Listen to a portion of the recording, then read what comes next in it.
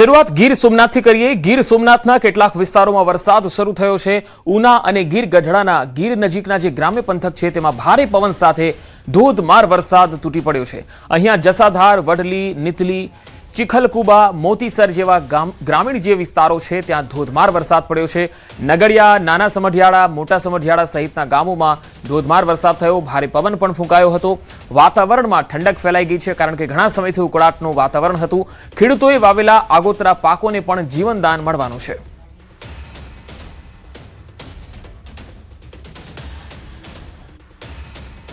તો ગીર સોમનાથથી બીજી એક તસવીર આવી રહી છે જ્યાં તોફાની વરસાદ શરૂ થયો। ધોધમાર વરસાદથી નદીઓમાં પૂર જેવી પરિસ્થિતિ જોવા મળી। નાના સમઢિયાળાની નદીમાં પાણીની આવક વધી છે, જેમાં તસવીરોમાં તમે જોઈ શકો છો નદીમાં પાણીનો ધસમસતો પ્રવાહ વહેતો થયો છે। ગેસ માલણ નદીમાં નવા નીરની આવક થઈ રહી છે। પ્રી મોન્સૂનના વરસાદમાં જ નદીમાં નીર આવવાથી લોકોમાં પણ ખાસો આનંદ છવાઈ ગયો છે। વાવણી લાયક વરસાદથી ખેડૂતોમાં ખુશી છે। આગોતરા પાકોને જીવનદાન મળ્યું છે। વધુ માહિતી મેળવીએ ગીર સોમનાથથી સંવાદદાતા દિનેશ સોલંકી જોડાયા છે। દિનેશ, ગીર સોમનાથમાં સૌથી વધુ વરસાદ કયા વિસ્તારમાં છે? જી બિલકુલ પંકજ, ખાસ કરીને આજે જ્યારે પ્રથમ વખત ગીર સોમનાથ જિલ્લાની અંદર વરસાદનું છે તે આગમન થયું છે। ખાસ કરીને ગીર ગઢડા અને ગીર પંથકના જે ગ્રામ્યો છે ત્યાં આગળ ભારે પવન સાથે ધોધમાર વરસાદ વરસ્યો હતો અને તેમને કારણે ખેડૂતો છે તેઓ હરખાયા છે, કારણ કે છેલ્લા કેટલાક દિવસોથી લોકો ગરમીથી અકળાઈ રહ્યા હતા। ખેડૂતો છે તે વરસાદની આતુરતાથી રાહ જોઈ રહ્યા હતા, કારણ કે કેટલાક ખેડૂતો ગીરમાં એવા હોય છે કે જેઓએ આગોતરા મગફળી અને કપાસનું વાવેતર કર્યું હોય છે, તો ઘણા ખેડૂતો હજુ વાવણી માટે વરસાદની રાહ જોતા હોય છે। ત્યારે કહી શકાય કે આજે જે વરસાદ વરસ્યો છે તેમના કારણે ખેડૂતો છે તેમાં ખુશીનો માહોલ છે। બીજી તરફ લોકો છે તેઓને પણ ગરમીથી રાહત મળી છે। પંકજ જી દિનેશ, આભાર સમગ્ર માહિતી આપવા માટે।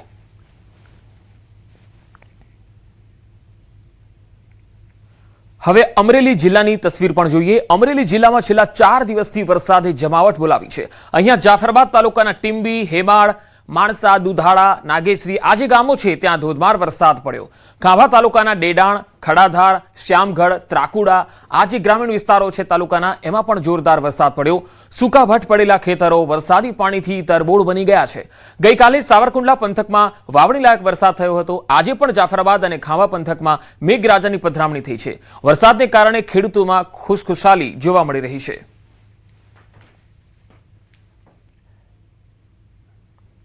ગુજરાતમાં વરસાદની રાહત થઈ ગઈ છે પૂરી। હવે 3 દિવસમાં દક્ષિણમાં પડશે સારો વરસાદ।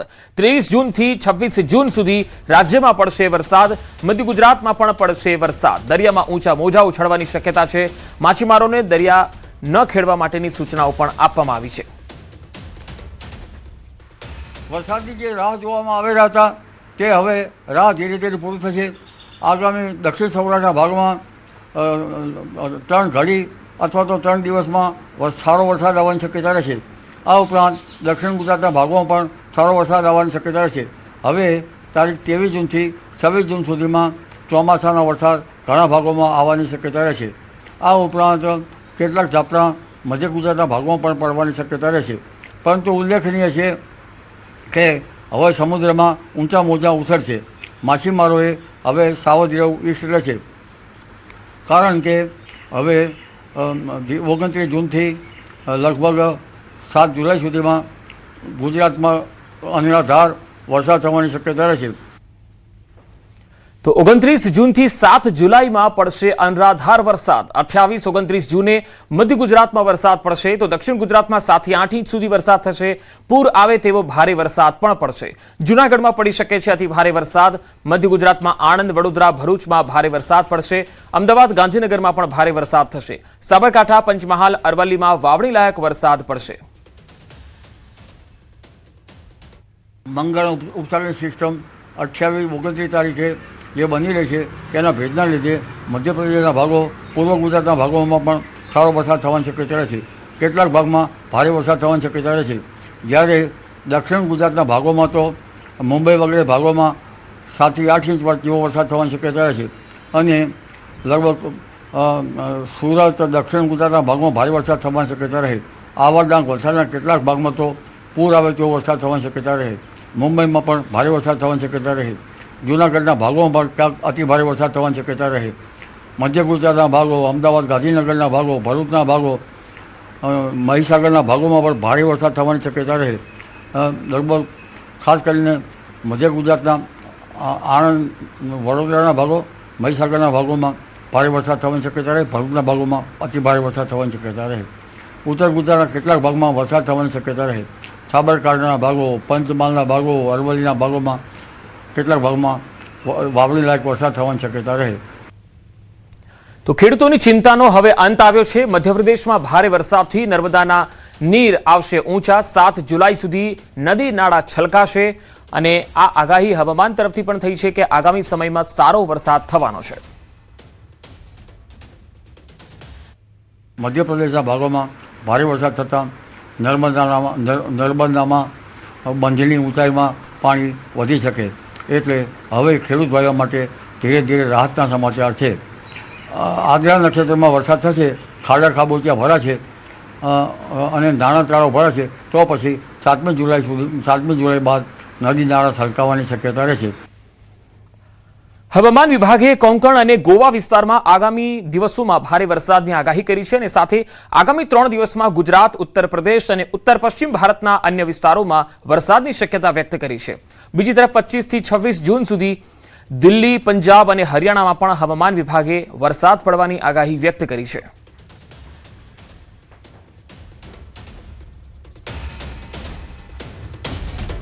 आज के लिए कोंकण गोवा के लिए एक्सट्रीमली हैवी रेनफॉल का भी वार्निंग है.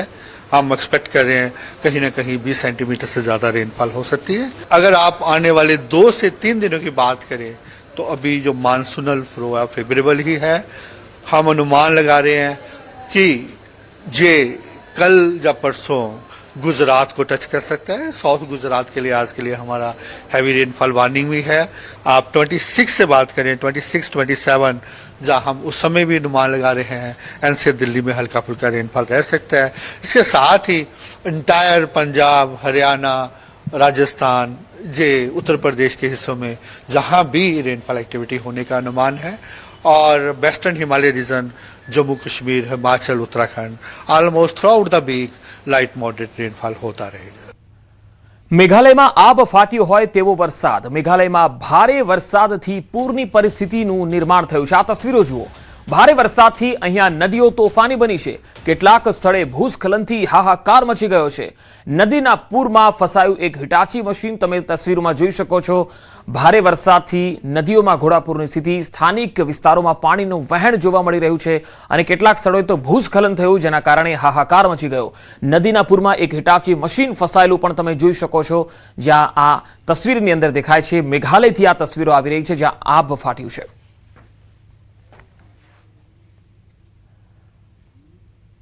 હવે તેલંગાણાની વાત કરીએ તો અહીંયા હૈદરાબાદ વિસ્તાર, હૈદરાબાદ છે ત્યાં વરસાદે જમાવટ કરી છે. મિયાપુર બાચુપલ્લી રોડ પર વરસાદ પડ્યો છે. રોડ પર નદી વહેતી હોય એવા દ્રશ્યો. પાણી ભરાતા વાહન ચાલકોને પણ મુશ્કેલીનો સામનો કરવો પડી રહ્યો છે. હૈદરાબાદથી આ તસવીરો આવી રહી છે જેમાં જોઈ શકાય છે પાણી ભરાતા વાહન ચાલકો ખૂબ જ મુશ્કેલ પરિસ્થિતિનો સામનો કરતા દેખાયા. રસ્તાઓ પર જળભરાવ જોવા મળ્યો.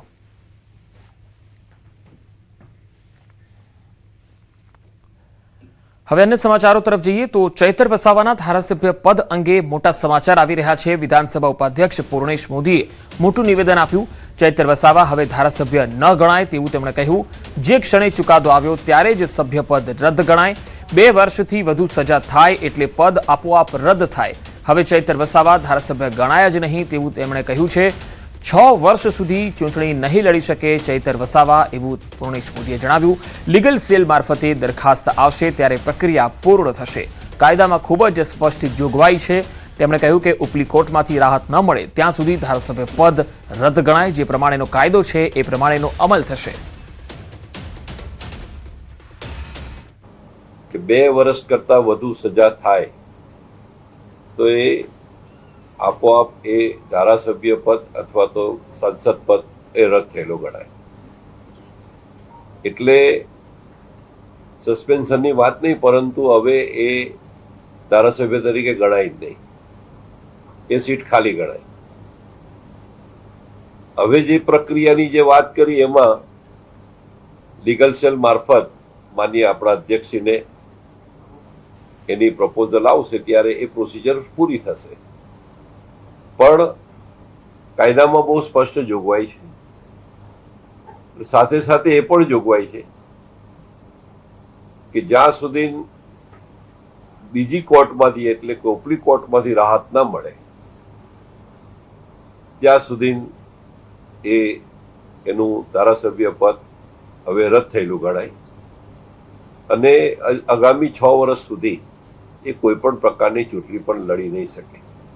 આ મુજબનો જે એક્ટ છે એ મુજબનો હવે અમલ થશે. સર, તો ધારાસભ્ય કહેવાશે ચૈતર વસાવા અત્યારે? નહીં કહેવાય. 2 વર્ષની સજા થઈ ગઈ. જે ક્ષણે કોર્ટમાં આ સજા થાય, જજમેન્ટ આવે, એ ક્ષણેથી આપોઆપ ધારાસભ્ય પદથી મટી જાય. તો ચૈતર વસાવાને સજા પર અરવિંદ કેજરીવાલે પ્રતિક્રિયા આપી. કૌભાંડોનો પર્દાફાશ કરતા ફટકારાઈ સજા, એવું તેમણે કહ્યું. ઈડી પાર્ટી કઈ બગાડી ન શકી. ઈડી પાર્ટીએ ચૈતર વિરુદ્ધ ષડયંત્ર રચ્યું. ખોટો કેસ કરીને સજા ફટકારવામાં આવી.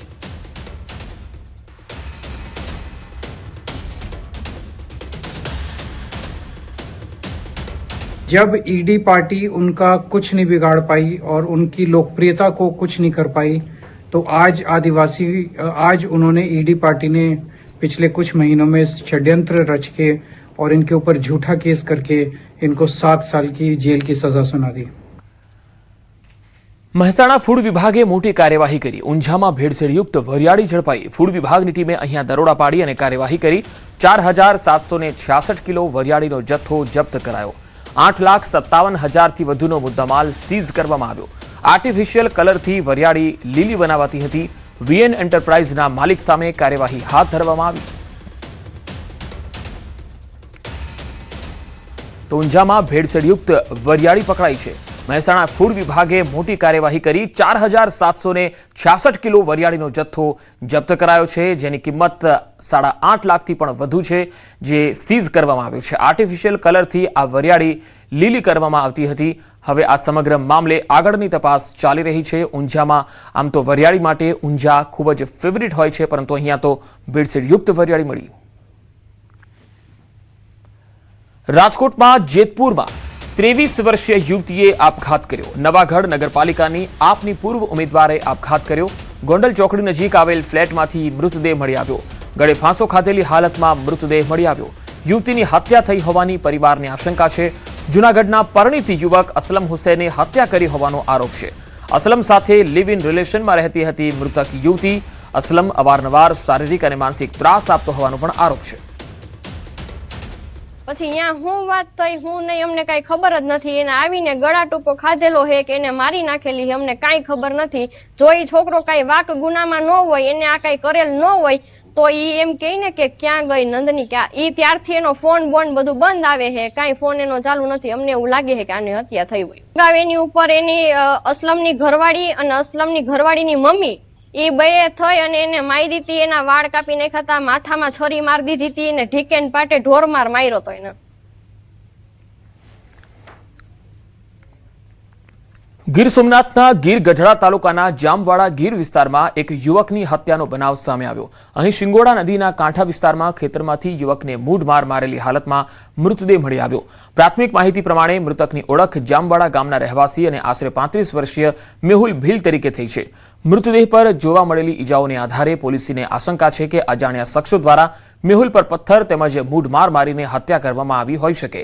આ ઘટનાને લઈને મૃતકના ભાઈએ 5 વ્યક્તિઓ સામે ફરિયાદ નોંધાવી છે. પોલીસે તાત્કાલિક કાર્યવાહી કરતા 3 શંકાસ્પદ વ્યક્તિઓની અટકાયત કરી તેમની સઘન પૂછપરછ શરૂ કરી છે. જ્યારે બાકીના 2 શખ્સોને ઝડપી લેવા પોલીસે અલગ અલગ ટીમો બનાવી શોધખોળ તેજ કરી છે.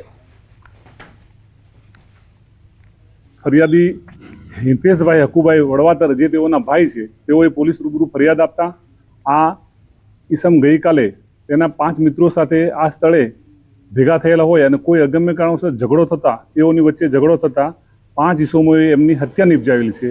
હાલમાં એમના ભાઈ હિતેશ હકુભાઈ વડવાતરની ફરિયાદ લઈ અને આગળની કાર્યવાહી શરૂ કરવામાં આવી છે.